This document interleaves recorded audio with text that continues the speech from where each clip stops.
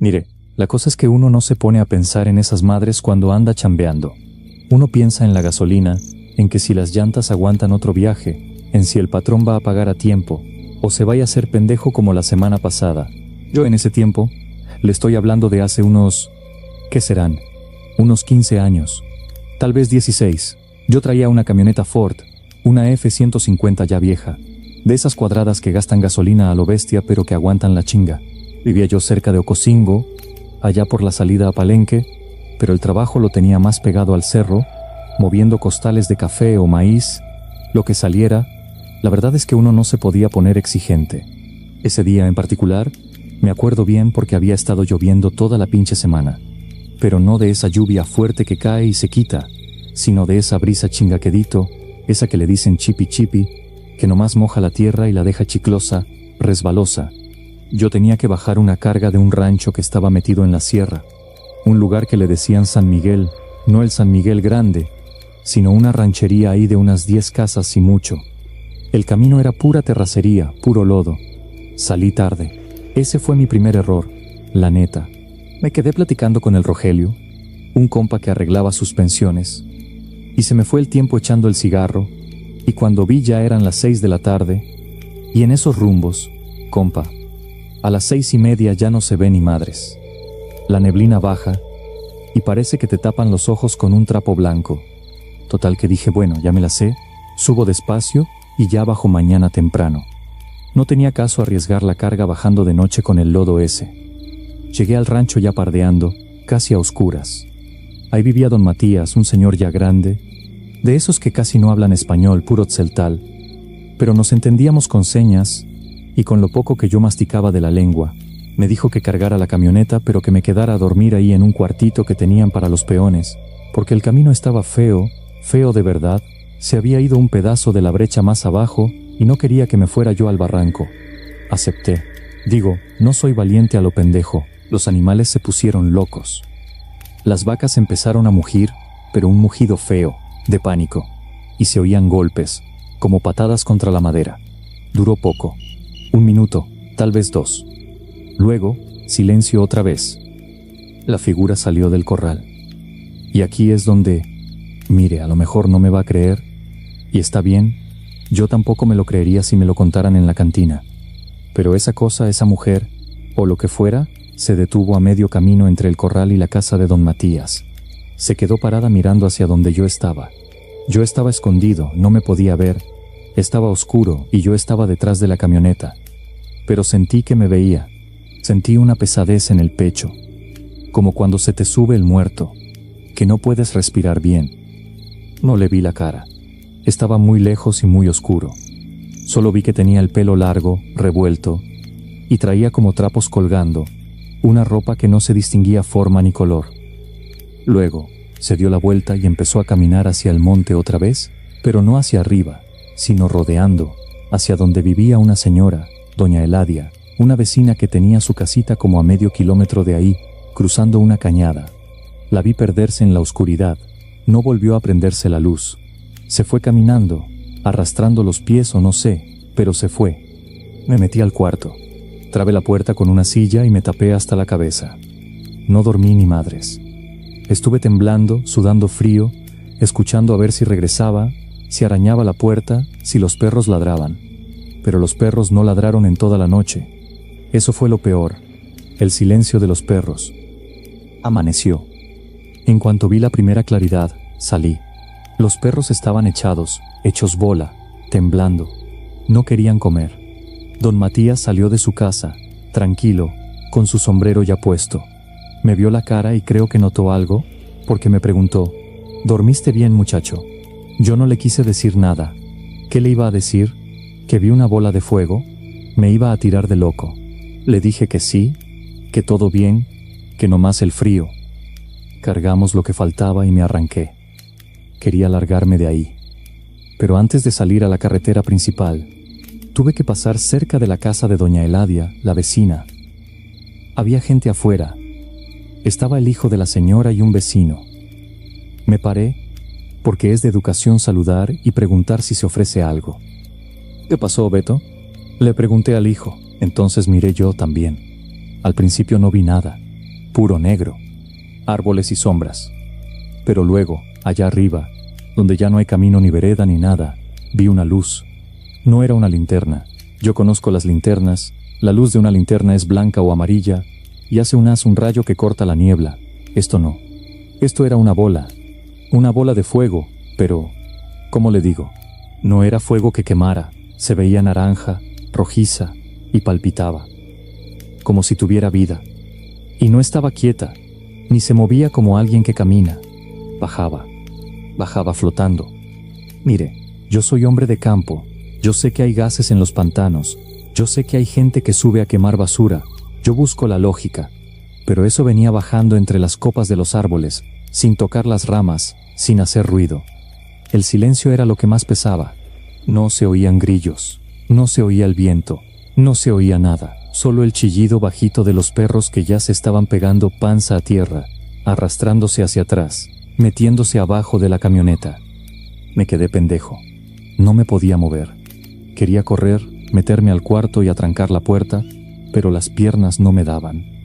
Me quedé ahí parado con el cigarro apagándose en la mano, viendo cómo esa chingadera bajaba despacio, lento, como tomándose su tiempo. Se veía grande, como del tamaño de una pelota de playa, pero deshilachada en las orillas. Cuando llegó a la parte baja, donde empieza el potrero, la luz se apagó. Así de golpe. ¡Puff! Como si le hubieran bajado el switch. Y ahí, donde se apagó la luz, quedó una sombra. Estaba lejos todavía, unos 100 metros tal vez, pero la luz de la luna o de las estrellas, no sé, permitía ver bultos. Y vi un bulto que se enderezó, parecía una mujer. O algo con forma de mujer. Pero estaba chueca, encorvada, como si trajera un costal muy pesado en la espalda, o como si tuviera la columna rota. Caminaba raro, daba pasos largos, zancadas que no eran normales para alguien de ese tamaño, y se movía rápido hacia los corrales donde don Matías tenía unas vacas y unos chivos. Yo me agaché detrás de la llanta de mi camioneta. Me ganó el miedo. La neta sí, me cagué de miedo. Desde ahí, asomando apenas la cabeza, veía cómo esa silueta se acercaba a la cerca de piedra. No escuché que abriera la tranca. No escuché que brincara. De repente ya estaba adentro. El muchacho estaba pálido, con los ojos rojos. «¿Es mi amá?», me dijo. Amaneció mala. ¿Mala de qué? ¿Gripe? No sé. Ayer estaba bien. Cenó bien, torteó maíz. Estaba contenta. Y hoy amaneció que no se puede mover. Está helada. Y tiene moretes. Me bajé de la camioneta. Sentí un hueco en la panza. ¿Moretes?, pregunté. Sí, en los brazos. Y en las piernas. Como si la hubieran golpeado. Pero nadie entró. Los perros no ladraron. Me quedé callado. Me acordé de la figura caminando hacia allá. Me acordé de los perros del rancho de don Matías que tampoco ladraron, que lloraron. «Llévenla al hospital de Altamirano», les dije. No se me ocurrió otra cosa. «Sí, ya estamos viendo quién nos hace el flete, porque mi troca no arranca». Los ayudé. Subimos a la señora a mi camioneta. Pesaba poco, era una señora chiquita, flaquita. Pero cuando la cargué, fíjese, esto no se me olvida. Cuando la cargué para subirla al asiento, olía raro. No olía a suciedad ni a enfermedad normal. Olía a pelo quemado y a tierra mojada, pero rancio. La señora tenía los ojos abiertos pero no veía, estaba ida. Respiraba quedito, muy quedito. La dejé en el hospital regional. Me fui. No quise quedarme a ver qué decían los doctores. Tenía miedo de que me preguntaran algo, de que me dijeran, ¿usted vio algo anoche? No quería saber nada. A los 3 días me enteré que doña Eladia se murió. Los doctores dijeron que fue un paro o una infección. Ya sabe, siempre dicen algo así cuando no saben qué chingados pasa. Pero en el pueblo, cuando fui a dejar otra carga, la gente murmuraba. Decían que la habían chupado. Yo no creo en esas cosas de vampiros ni nada de eso. Suena a película. Pero dicen que cuando la bruja baja, baja a buscar energía, a buscar vida. Después de eso, dejé de subir a ese rancho. Inventé que la camioneta se me desvieló, que ya no subía pendientes. preferí perder esa chamba. Porque la cosa es esta, yo sé lo que vi. No fue un sueño, no fue el cansancio. Y lo que más me jode la cabeza no es la luz, ni la mujer. Es que nadie se sorprendió tanto. Cuando se murió la señora, la gente no decía, qué raro, si estaba sana. La gente bajaba la cabeza y se persignaba, como si ya supieran que eso iba a pasar, como si fuera un cobro que hay que pagar de vez en cuando por vivir ahí, tan cerca del cerro. El cuartito ese estaba separado de la casa principal, como a unos 50 metros, pegado a donde guardaban las herramientas y donde tenían amarrados a los perros.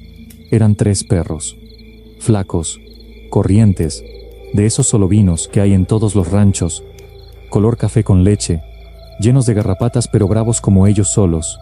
Si se movía una hoja, ladraban. Si pasaba un tlacuache, ladraban. Era un escándalo siempre. Me acomodé en un catre viejo que olía a humedad. Me tapé con una cobija que traía yo en la camioneta porque el frío ahí cala hasta los huesos. Es un frío húmedo que no se te quita ni con café.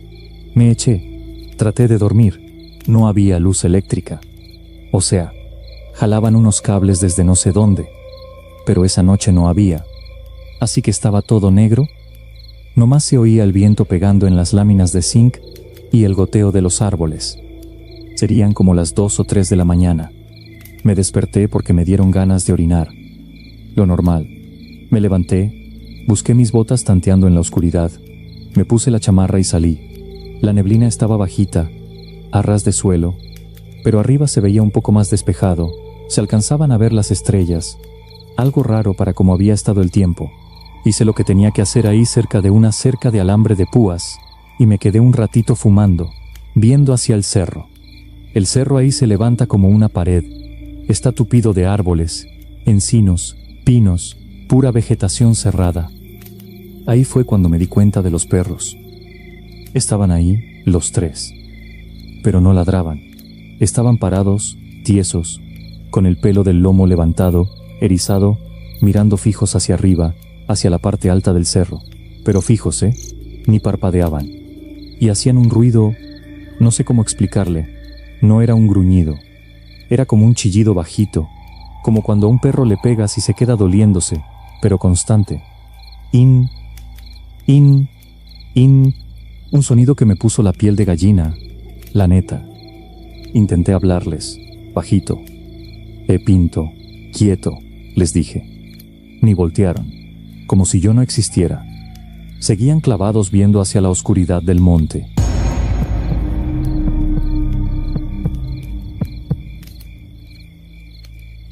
La cosa es que, a ver, ¿cómo te explico?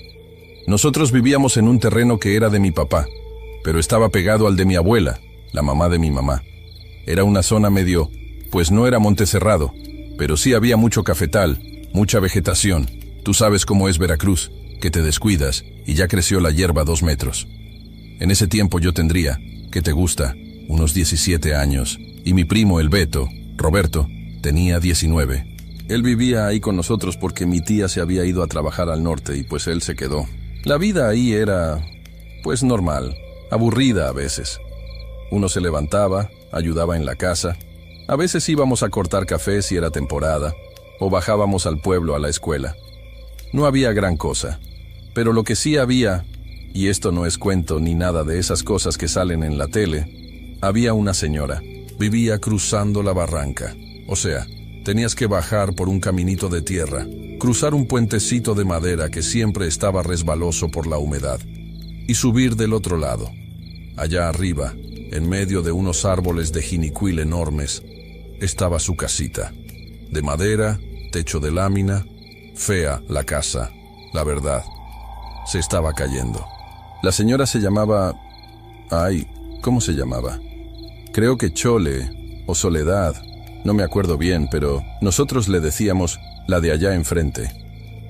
Mi abuela, que era una mujer de esas recias, de las que mataban las gallinas con la mano y no le tenían miedo a nada, ella sí le tenía un respeto raro a esa vieja.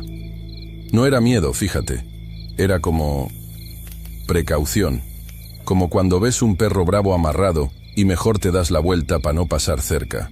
Mi abuela siempre nos decía, y esto se me quedó grabadísimo, nos decía mientras desgranaba el maíz o estaba en el fogón: Si se llegan a topar con esa mujer en el camino, saluden por educación, pero nunca, nunca le miren a los ojos. Ustedes miren al suelo, miren sus zapatos, miren lo que traigan en la mano, pero a los ojos no. Nosotros, pues chamacos al fin, nos reíamos. El Beto era bien burlón. Siempre decía: «Ay, abuela, ya vas a empezar con tus cosas de rancho. Esa vieja lo que está es loca y ya». Mi abuela nomás lo veía y negaba con la cabeza. Ni le contestaba. Seguía en lo suyo. Pero se le notaba en la cara que no le gustaba que habláramos así. Bueno, pues pasó el tiempo. Una vez, en mayo, hubo fiesta en el pueblo de Junto. Las patronales, ya sabes, la feria, los juegos mecánicos oxidados, el baile en la cancha municipal. Nosotros pedimos permiso para ir. Mi papá no quería mucho porque luego los caminos se ponen feos de noche. Y pues ya sabes que la gente toma y hay pleito. Pero total, nos dejó ir con la condición de que nos regresáramos caminando juntos. Yo, el Beto y una amiga mía, la Lupe, que vivía antes de llegar a nuestra casa. Estuvo bueno el baile. La verdad ni me acuerdo quién tocaba, seguro algún grupo local, pero nos la pasamos bien. Ya veníamos de regreso como a las 2 de la mañana. No estaba tan oscuro porque había luna, pero en esa zona de los cafetales, la sombra de los árboles tapa todo y se hace como un túnel negro. Además, había bajado la neblina, esa bruma espesa que te moja la ropa sin que llueva, el chipi chipi. Veníamos caminando, risa y risa. El Beto venía medio alegre, no borracho, pero se había tomado sus cervezas y venía haciendo chistes, pateando piedras. Dejamos a la Lupe en su casa y ya no más quedábamos él y yo. Faltaba como 1 kilómetro para llegar a la entrada del terreno de mi abuela. De repente, el Beto se cayó, así, de golpe. Yo iba viendo el suelo para no tropezarme porque el camino estaba lleno de hoyos. Le dije: «¿Qué te pasa, güey?». Y no me contestó. Levanté la vista y ahí estaba. Era la señora esa. Estaba parada justo a la orilla del camino, pegada a un cerco de alambre de púas. No sé cuánto tiempo llevaba ahí parada, pero no se movía. Traía un rebozo color café, todo deshilachado, y una falda larga que arrastraba en el lodo.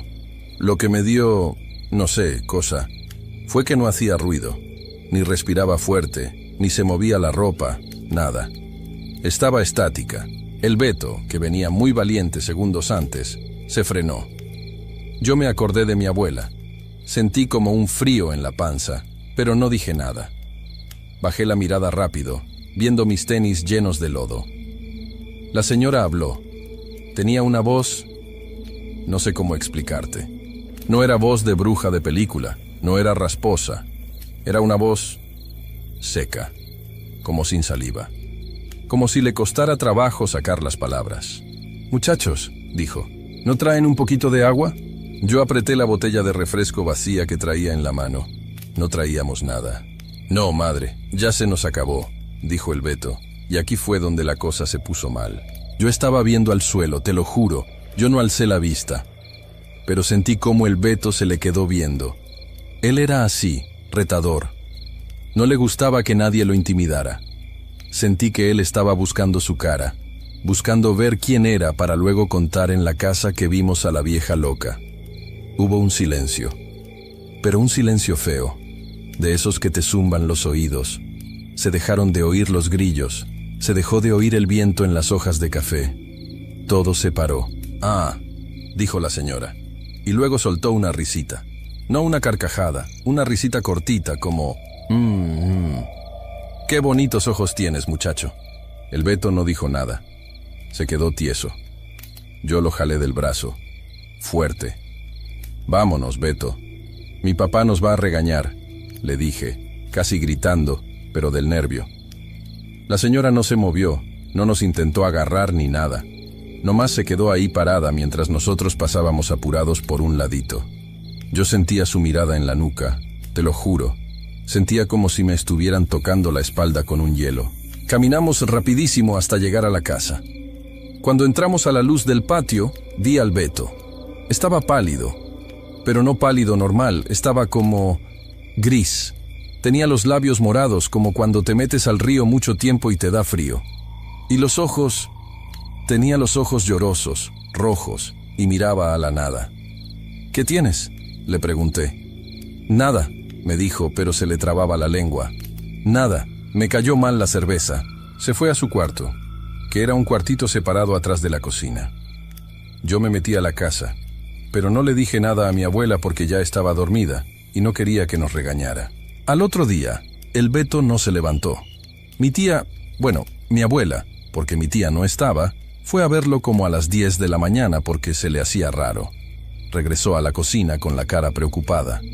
«Este muchacho está hirviendo en calentura», dijo. Yo me asomé al cuarto. El Beto estaba tirado en el catre, sudando a chorros, empapado, pero temblaba como si estuviera en el Polo Norte. Tenía los ojos cerrados fuerte, como si no quisiera ver nada. «Beto, ¿qué te duele?», le pregunté. Abrió los ojos un poquito y... no sé. Se veían raros, opacos, como si tuviera cataratas, pero él veía bien. «Está aquí», me susurró. «¿Quién?». «La vieja. Está sentada ahí», y señaló una silla de madera que tenía en la esquina con ropa sucia. Yo volteé y no había nada, pura ropa. «No hay nadie, Beto. Estás alucinando por la fiebre», pero él no me creyó. Se tapó la cabeza con la cobija y empezó a llorar. Un muchacho de 19 años, grandote, fuerte, llorando como niño chiquito. Decía que le pesaba el pecho, que sentía que alguien se le subía encima y no lo dejaba respirar. Mi abuela entró con un té de estafiate y unas pastillas. Le dio el remedio, pero el Beto lo vomitó luego. Todo lo que comía lo vomitaba. Pasaron 3 días, y el Beto se estaba consumiendo. Te lo juro, se le veían los huesos de la cara, los pómulos saltados. Ya no hablaba, nomás gemía. Y en la noche, eso era lo peor. En la noche, desde mi cuarto, yo oía. Las paredes eran delgadas. Oía cómo la cama de él rechinaba, como si alguien se moviera bruscamente, y oía a él tratando de gritar, pero ahogado, como un ¡ah! Le dijimos a mi papá que lo llevara al doctor al pueblo. Lo llevaron. El doctor dijo que era una infección estomacal fuerte, salmonela o algo así. Le mandaron antibiótico, suero. No sirvió de nada. El suero se le reventaba de la vena, se lo arrancaba él mismo dormido. A la semana, mi abuela se hartó. «Esto no es de doctor», dijo una tarde, muy seria, mientras lavaba los trastes. Se secó las manos en el delantal y me miró. «¿Qué pasó la noche que vinieron del baile?». Yo no quería decir nada, me daba miedo que me culpara. Pero al ver al Beto así, casi muriéndose, le conté. Le dije de la señora en el camino. Le dije que nos pidió agua. Y le dije que el Beto se le quedó viendo. Mi abuela no se enojó, nomás cerró los ojos y suspiró largo, como con cansancio. Le dije, «Se lo dije al pendejo este», murmuró. Esa misma tarde mi abuela agarró un huevo de gallina negra, ruda, albahaca, y no sé qué tanto más. Cerró las ventanas del cuarto del Beto. Sacó a mi papá de ahí, me sacó a mí, se encerró con él. Yo me quedé pegada a la puerta escuchando. Se oía a mi abuela rezando, no el Padre Nuestro normal, sino unos rezos viejos, rápidos, que casi no se entendían. Y se oía al Beto gritar. Pero gritaba con una voz que no era la suya. O sea, sí era su garganta, pero sonaba chillona. Decía groserías. Le decía a mi abuela que la iba a matar, que la iba a ahorcar. Yo estaba temblando afuera, llorando del miedo. De repente, se oyó un golpe seco, como si algo pesado cayera al suelo. Y luego silencio. Mi abuela salió como a la hora. Estaba sudando, despeinada, pálida. Traía el huevo en la mano envuelto en un trapo. «Ya está», me dijo. Pero no sé si llegamos a tiempo. Lo agarró muy fuerte. Esa noche, el Beto durmió tranquilo por primera vez. Pero lo raro pasó 2 días después. Empezó a oler feo en el camino. Un olor a animal muerto, pero penetrante, dulce, de esos que te dan náuseas. Los zopilotes empezaron a rondar, pero no en nuestro terreno, sino cruzando la barranca. Fueron los vecinos los que avisaron. Habían ido a buscar a la señora, a la Chole, porque le compraban hierbas a veces. La encontraron muerta en su casa. Pero fíjate lo que te voy a decir. Y esto es lo que a mí no me deja dormir a veces cuando me acuerdo.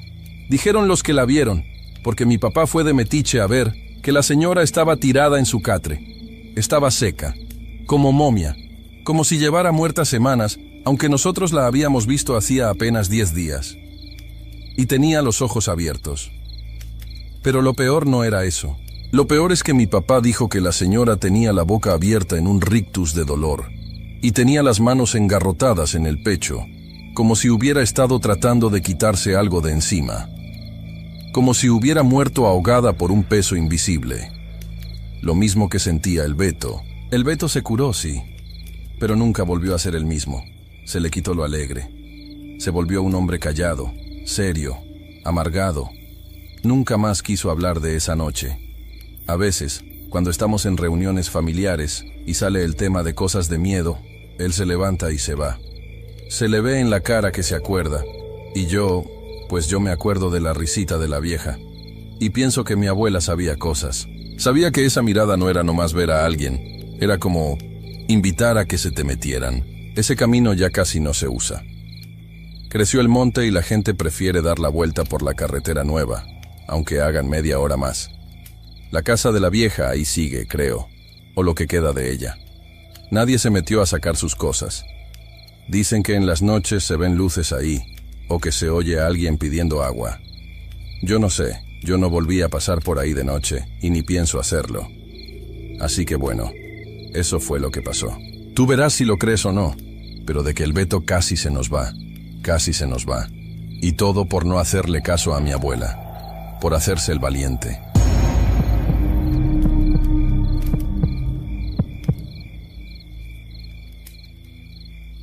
Yo trabajaba en la bodega de materiales, ahí con el señor Rivas, que en paz descanse.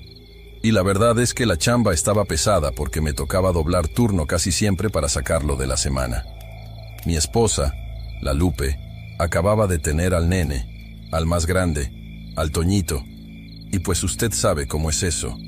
Uno anda con el sueño cambiado, todo el día atarantado, y cualquier ruidito te pone de malas. La casa que rentábamos era un cuartito nada más, con su baño afuera y una cocinita que improvisamos con unas láminas de asbesto y cartón negro, de ese chapopote, porque la verdad no nos alcanzaba para más. El techo del cuarto sí era de losa, pero la parte donde lavábamos y donde a veces dejábamos las cosas del niño era pura lámina de zinc, de esa que truena durísimo cuando hace calor y luego en la noche, cuando baja la temperatura, empieza a crujir como si se estuviera rompiendo sola. El caso es que todo empezó no con ruidos, sino con los perros. Había un montón de perros callejeros ahí en la colonia, flacos, sarnosos, de esos que nadie quiere pero que ahí andan echados en la tierra. Siempre ladraban, eso es normal. Pasa una moto y ladran, pasa un borracho y ladran. Pero esa semana, fíjese bien, los perros no ladraban normal. Era un chillido, como cuando les pegan o cuando tienen miedo. Se oía lejos primero, allá por la barranca, y luego se venía acercando a la cuadra. A mí al principio me valía madre, con perdón de la palabra, porque yo llegaba muerto de cargar bultos de cemento, y lo único que quería era jetearme un rato antes de que el niño empezara a llorar por la leche. Pero la Lupe, ella sí estaba más despierta. Ella me decía, «Oye, negro», así me dice, «Oye, negro, se oye bien feo allá afuera». Y yo le decía que estaba loca, que eran los gatos peleándose o los tecolines que se juntaban a fumar piedra en la esquina. Pero una noche, sería martes o miércoles, el calor estaba insoportable. De esos calores húmedos que te pegan la ropa al cuerpo y no te dejan respirar. Teníamos la ventana abierta, nomás con el mosquitero puesto porque si no nos comían los zancudos. Estábamos acostados y el niño estaba inquieto, lloraba y lloraba, pero no de hambre, porque la Lupe ya le había dado pecho. Era un llanto como de molestia, como si le picara algo. Yo me levanté a prender la luz a ver si no había un alacrán o una araña, porque ahí salían muchos, pero no vi nada. Apagué la luz y me volví a acostar. Y justo cuando estaba agarrando el sueño otra vez, escuché el primer golpe en la lámina. No fue un golpe fuerte, fue como si aventaran una bolsa de ropa mojada. Un bof seco. Pero arriba, en la parte de la cocinita. Yo pensé, pinches gatos, porque luego se subían a pelear o a coger ahí arriba y hacían un desmadre. Pero luego se oyó el rasguño. Y no era rasguño de gato, oiga. El gato rasca rápido, ras, ras, ras. Esto era lento.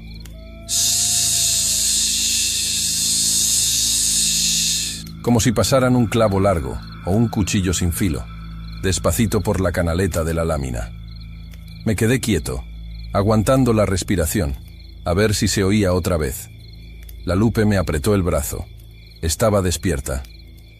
¿Escuchaste?, me susurró. Son los gatos.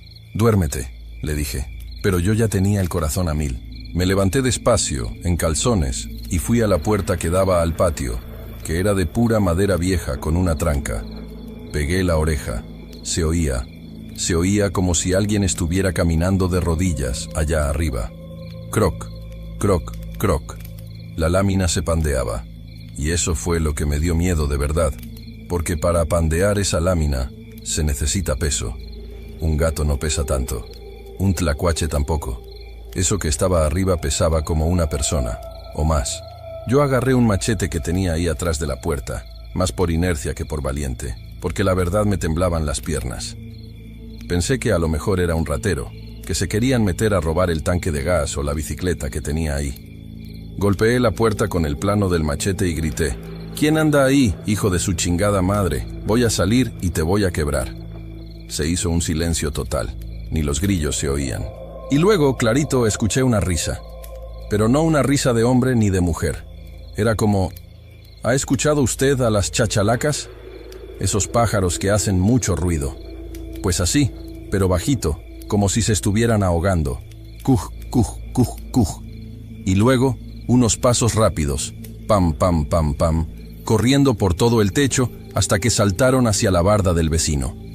Salí hecho la madre con el machete y una lámpara de mano que casi no tenía pilas. Alucé para arriba, alucé a la barda. No había nada. Nomás se movían las ramas del árbol de guayaba que tenía la vecina, la doña Chuy. Me metí otra vez, cerré bien y le puse el seguro. La Lupe estaba llorando, abrazando al niño. No es gente, negro, no es gente, me decía. Estás loca, es un pinche marihuano que se quiso meter, le dije yo, haciéndome el fuerte. Pero por dentro sabía que nadie corre así en cuatro patas sobre un techo de lámina sin romperse la madre. Al otro día me fui a trabajar todo desvelado. Le conté al Rivas, mi patrón. Se me quedó viendo raro y nomás me dijo: pon unas tijeras abiertas abajo del colchón del niño y compra un poco de mostaza en grano, tírala en la puerta. Yo me reí. Le dije que no creía en esas cosas de rancheros, que yo soy de ciudad, que eso es para gente ignorante. El Rivas nomás movió la cabeza y siguió haciendo cuentas. Pero en la tarde, cuando salí, pasé al mercado y compré la mostaza. Por si las dudas, ¿no? Uno nunca sabe. Esa tarde llegué y la Lupe estaba rara. Estaba muy callada. Me dijo que en la mañana, cuando salió a lavar los pañales, vio algo en el techo. ¿Qué viste? Hay marcas, Julián. Hay lodo. Me subí con una escalera de tijera que me prestó el vecino de enfrente. Y sí, en la lámina, justo arriba de donde queda la cuna del niño, había manchas. Pero no eran huellas de zapato. Eran como si alguien hubiera puesto las manos llenas de tierra negra. Pero las manos eran larguísimas. Los dedos se veían estirados, deformes. Y olía feo. Olía a orines viejos y a pelo quemado. Me dio un asco y un frío en la espalda que no le puedo explicar. Agarré una cubeta con agua y jabón y me puse a tallar eso como loco. Quería quitar esa porquería de mi casa. Esa noche puse las tijeras abajo del colchón del Toñito. La Lupe puso una estampa de San Benito en la puerta. Nos acostamos temprano, pero yo dejé el machete a un lado de la cama y no apagué la luz del patio. Dieron las 2 de la mañana. Dieron las 3. Yo cabeceaba. Y de repente, el niño soltó un grito. No lloró, gritó, como si le hubieran pellizcado fuertísimo. Salté de la cama y vi algo en la ventana. La ventana daba al patio, tenía cortinas, pero se veía la sombra. Había alguien parado ahí. Una sombra chiquita, como de una viejita jorobada. Pero la cabeza era enorme, como si tuviera un canasto puesto o mucho pelo alborotado. «¡Lárgate!», grité. La sombra no se movió. Se quedó ahí, quieta, y empecé a sentir un sueño, pero un sueño pesado, de esos que te entumecen los brazos. Yo quería levantar el machete y sentía que pesaba 100 kilos. La Lupe estaba igual, sentada en la cama, con los ojos abiertos pero como ida, sin poder moverse. El niño, pensé. Quieren al niño. Hice un esfuerzo sobrehumano. Me mordí la lengua para despertar del dolor. Sentí la sangre en la boca y eso me espabiló. Agarré el machete y le aventé un zapato a la ventana. El vidrio se rompió. La sombra desapareció de golpe. No corrió, nomás se desvaneció hacia abajo. Salí otra vez. Y ahí fue cuando la vi. Estaba arriba de la barda, agazapada. No era un pájaro, era una mujer. O algo que parecía mujer. Estaba desnuda, pero tenía la piel pegada a los huesos, gris, llena de costras. El pelo le colgaba sucio hasta la cintura. No le vi la cara bien porque estaba oscuro, pero le brillaban los ojos. Como los de los gatos cuando les pega la luz, así, amarillos, pero con maldad. Estaba viendo fijo. Y tenía algo en la boca. Estaba masticando algo. Me quedé paralizado. No podía gritar. Ella se levantó despacio, se estiró como un animal y dio un salto imposible hacia el árbol de la vecina. Ahí reaccioné. «¡Hija de tu puta madre!», le grité y tiré el machetazo al aire, de pura impotencia. Se oyó un alboroto en las ramas y luego un golpe seco en el suelo, del otro lado, en el patio de Doña Chuy. Empecé a golpear el portón de la vecina. «¡Doña Chuy! ¡Doña Chuy! ¡Salga! Hay alguien en su patio». Nadie salió. Los perros de la cuadra estaban vueltos locos, ladrando hacia esa casa. Al otro día, la Lupe ya no quería estar ahí. Se quería ir con su mamá al pueblo. Yo le dije que sí, que se fuera unos días en lo que yo veía qué onda. Pero cuando íbamos saliendo con las maletas, vimos a la vecina, a Doña Chuy. Siempre había sido una señora tranquila, vendía tamales, muy persignada. Estaba barriendo su banqueta, pero traía un rebozo tapándose casi toda la cara y caminaba chueco, como si le doliera la cadera. «Buenos días, Doña Chuy», le dije probándola. Ella no volteó, nomás murmuró «Buenos días» y se metió rápido a su casa. Pero le vi la pierna. Traía la pierna envuelta en trapos viejos, y los trapos tenían sangre, sangre fresca, y en el brazo, justo abajo del codo, tenía un moretón, largo, como si le hubieran dado un golpe con algo plano, como un machetazo de lado o una caída fea. No le dije nada a la Lupe en ese momento para no espantarla más. La subí al camión y regresé a la casa solo. Esa noche me emborraché. Me tomé media botella de mezcal yo solito, con el machete en la mesa y la luz prendida. No pasó nada. No se oyó nada. A los 2 días, Doña Chuy se fue. Dijeron que se había ido con una hija a Veracruz porque se había caído y se había lastimado la cadera. Nunca regresó. La casa se quedó sola y al poco tiempo la rentaron unos muchachos mecánicos. Nosotros nos cambiamos de ahí a los 6 meses porque la verdad, aunque ya no se oían los ruidos en el techo, el ambiente se sentía pesado. El niño, el Toñito, creció bien, gracias a Dios. Pero fíjese que hasta la fecha, y ya tiene 9 años el chamaco, tiene una marca en el hombro. Una mancha café que antes no tenía. Y le tiene un pavor a los pájaros grandes. Ve un zopilote o una paloma muy grande y se pone a temblar. Yo no sé qué era eso. No sé si era la vecina que era bruja, o si la vecina nomás le prestaba el cuerpo a algo más, o qué sé yo. La gente dice muchas cosas, que si los nahuales, que si las chupadoras. Yo lo único que sé es lo que vi y lo que escuché en esa lámina. Ese sonido de algo arrastrándose, buscando por dónde meterse para chupar al niño. A veces, cuando estoy en la obra velando y oigo ruidos en las láminas de las bodegas, me acuerdo y me dan ganas de salir corriendo. Pero pues, la necesidad es cabrona, y uno tiene que aguantar.